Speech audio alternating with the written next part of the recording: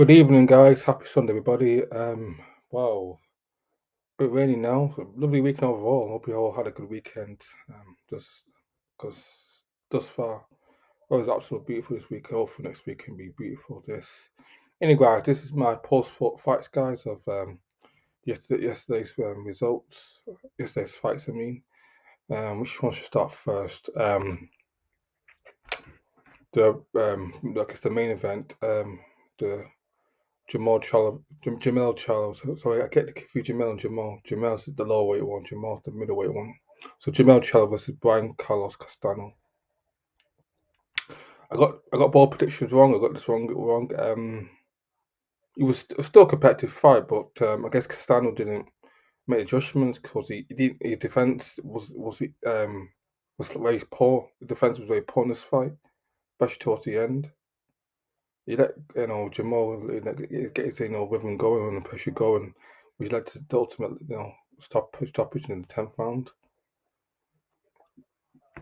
I think it was 10th round. It was 10th or 9th round stoppage. I'm gonna check again.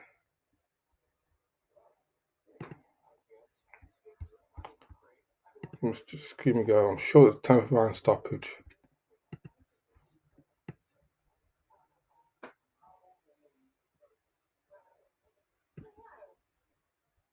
Yeah, I'm sure the 10th round. Yeah, it's 10th guy. I'm sure it's 10th round stoppage. Very competitive fight, but Castano didn't make adjustments whilst Charles did. So, anyways, congratulations to Charles, Jamal Charlo. You now first. You made history now. The first undisputed super welterweight champion of the former era.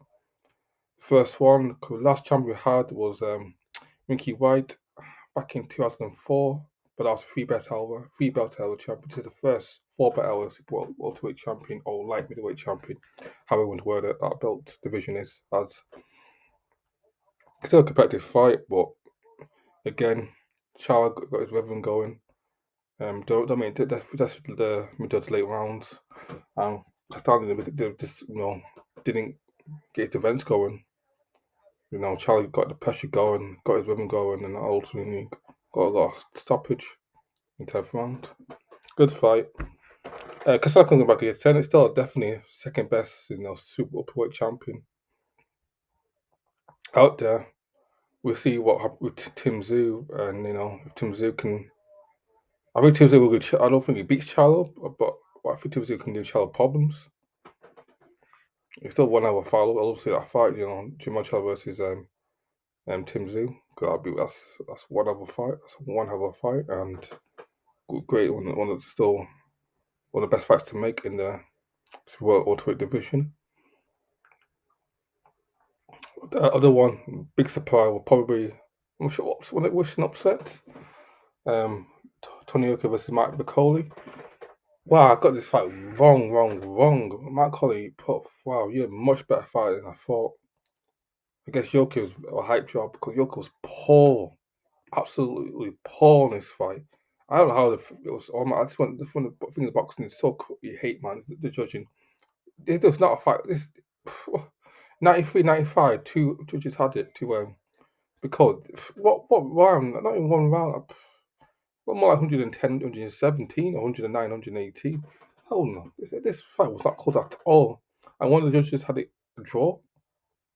Are you high or something? You must be so close something.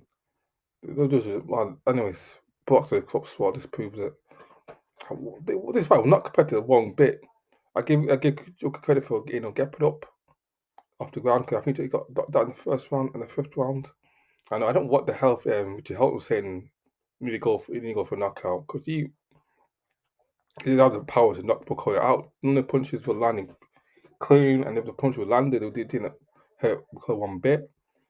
The only thing I have with Bakole maybe released a little bit of weight because his footwork was poor. He needs to do. If he had better footwork, he could have stopped Yoka.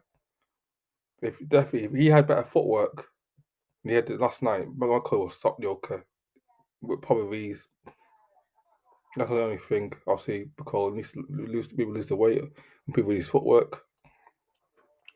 Then he will go further in boxing because you could have stopped Yoka and Well, anyways, I don't know what Yoka does for him now. He needs to really go back to drawing board and get a new trainer. Because I'm not sure if Reg Hunt is the guy to, for the job. Because he gave piss poor advice in that corner. Piss poor. Maybe a lot of heavyweights. There's just maybe so many. I recommend Shane McGuigan is probably better. One of Shields. James Ali Bashir was way better. He has got experience matching heavyweights. Freddie Hunter, I don't know. Outside Andrew Ward, has he got perseverance? Outside Andrew Ward, what's he really done? I think it's Amir Khan. One of them, again, Khan. I know. Anyways, guys, lastly, speak about Amir Khan. The legendary British fighters have retired now, which, thank God, retired because of that ridiculous of a rematch and then baby fight Conor Ben. Forget that. I'll give credit Khan because he definitely one of the forward of modern British boxing. For him being an Olympic gold medal, silver Olympian champion, silver Olympic medalist. Him being the youngest ever Olympian at 17 years old, and he brought so much energy, so much interest in British boxing in the early 2000s, and it's been in the game for 27 years, or over 20 years at least. He's done so much, When there weren't any stars at the time, after Lewis retired, it wasn't really him. Han came shortly after him, and he was the one of the few stars in the big box to get the spot going in his country, get the interest going, especially when he won the titles. And then he fought all those Americans, Malachi and Alexander Madana, and he fought Garcia and so many. And one of the best fights ever in British boxing, him and Marcus Madana. One British fight, I mean. Best performance was Alexander. What is he beating Floyd Mayweather? Potentially outboxed him, but I think Conor eventually will have caught him. Eventually, that's how I see the fight going. Because Mayweather's a strategist. He'll plan shots carefully. But the thing is, then could Mayweather or had the power to stop Khan? Who knows? You never know. It's one of those fights you won't find out. Anyways, Khan, you've done so much for sport British boxing that without you, I don't think the boxing would have been in a place. They may never been like Joshua without, because he brought so much money and attention to Olympics, boxing Olympics. Because before Khan and Ollie Harrison, the British boxing scene was underfunded, especially Olympics side of things. And Khan, Ollie Harrison won a gold medal, and Khan won the silver medal. Just brought so much more attention to British boxing, especially the amateur side of things. And I'm happy Khan's retirement. He's a rich man with faculties and tats, Yeah, he got some losses, and sadly, he had a weak chin, or not the best chin. I do think Khan could have done more if he had a better chin. But that's one of the things he can't. Unfortunately, one of the things he can't go. He box a star, but he can't go on muscles in your chin and make it iron. Anyways, guys, you take care. Have a good evening. Enjoy the weather. Bye now.